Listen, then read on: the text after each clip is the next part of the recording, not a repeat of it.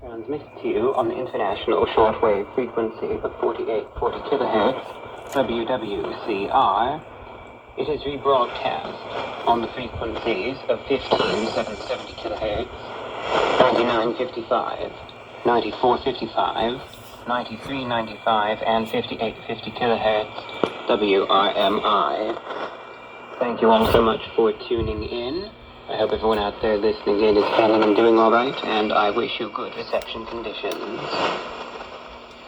I must admit that essentially getting the elephant out of the room, today has been one of those days, and I guess it does have a rather stupid story behind it as well, but today has been one of those days where finding the motivation to really get going proved difficult. I'd wager most of us have had days like that before. I certainly do. And sometimes it just happens. And as I mentioned, today was one of those instances. Obviously, I wanted to do things. I wanted to get here to the microphone. But like I said, I found it difficult to just get the ball rolling, for lack of a better word. Now, evidently, I am here at the microphone, so there must have been some sort of catalyst, and indeed there was, that kind of got me out of that funk, and it was unexpected, not the most pleasant, but I suppose it worked anyway. It was one of those times where I ended up thinking to myself, as it happened, I thought, oh, just my luck. But I guess at the end of the day, it did have a positive result, because it did get me going, where I got up, like I said, kind of dragging my feet, and at one point, I decided, well, I was expecting some sort of package, so I opened up the front door to check and see if it had arrived. I opened the front door, and wouldn't you know, right on the other side of the front door is this considerably large cockroach. I'm talking, it looked to me anyway like it was a good 2 inches or more.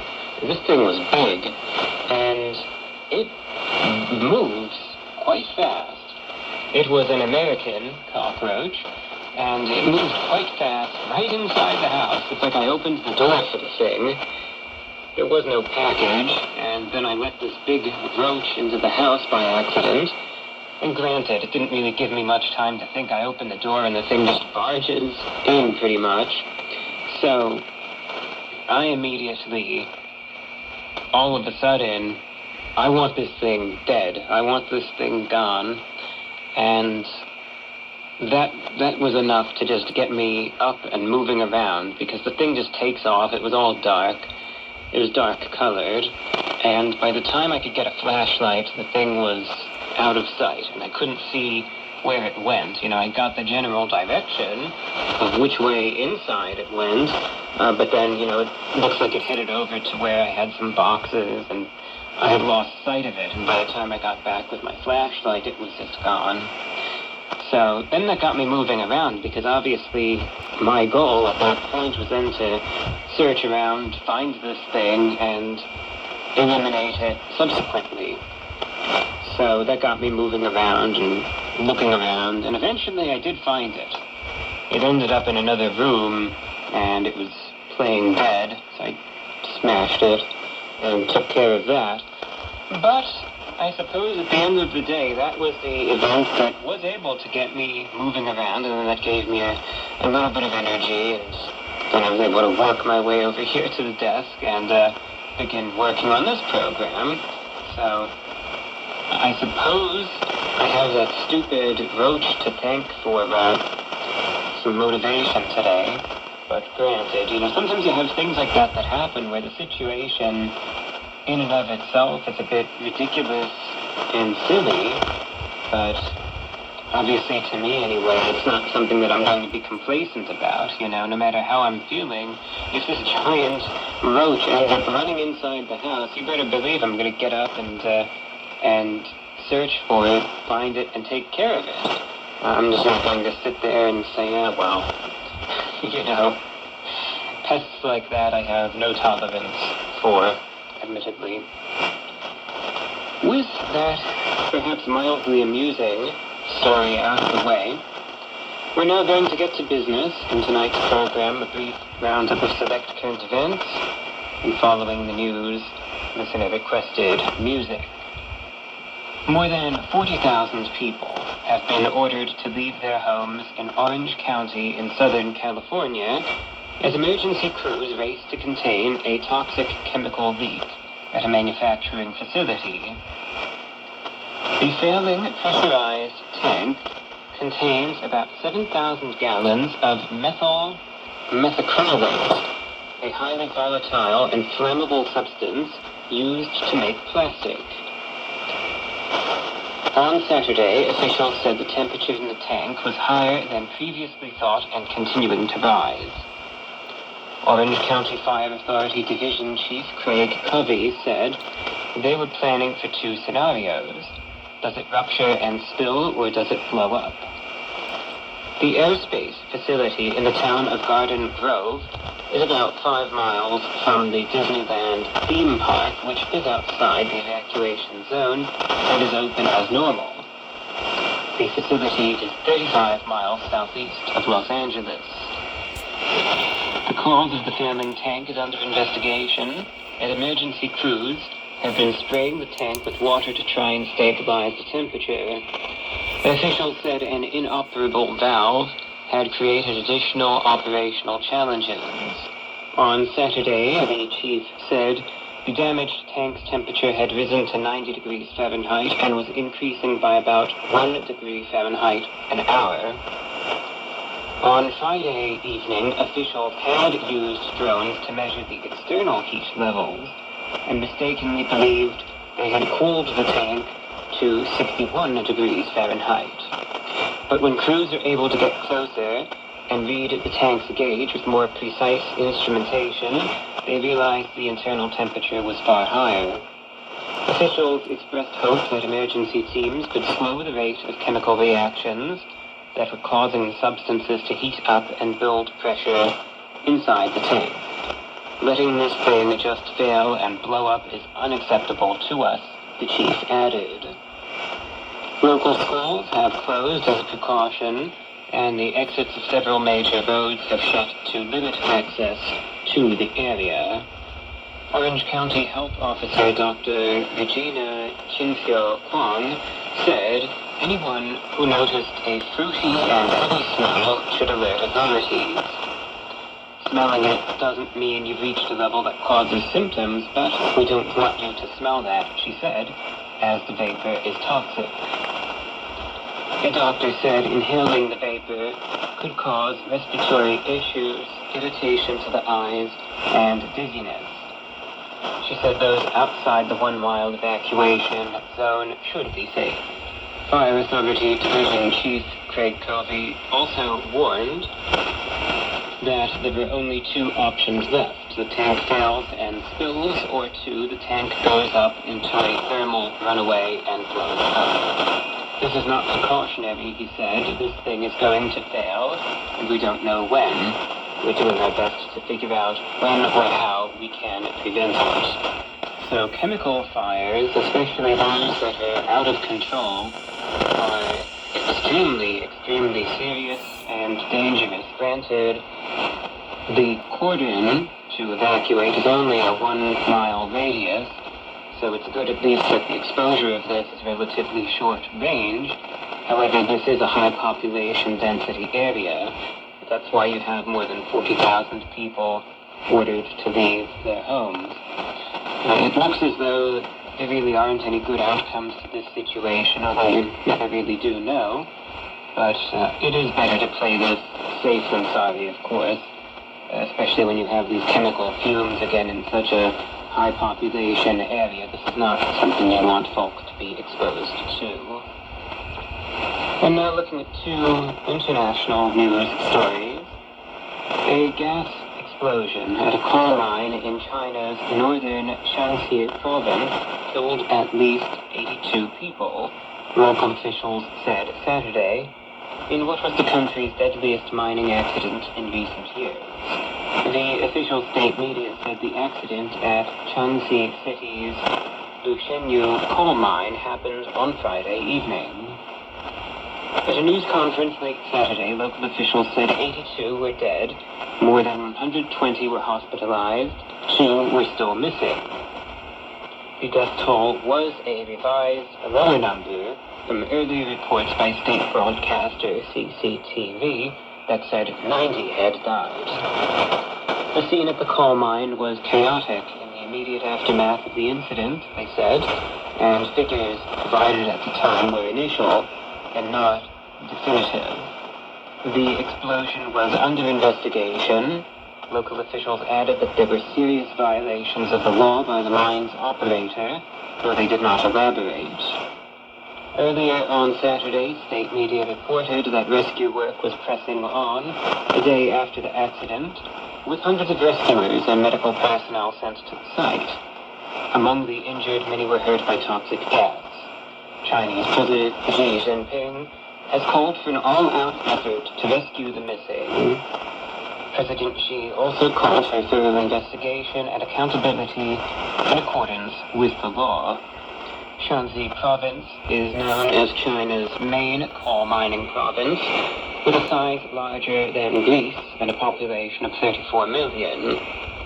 The province's hundreds of thousands of miners dug 1.3 billion tons of coal last year, almost a third of China's total. In China, coal remains a key energy source due to its lower cost and high availability.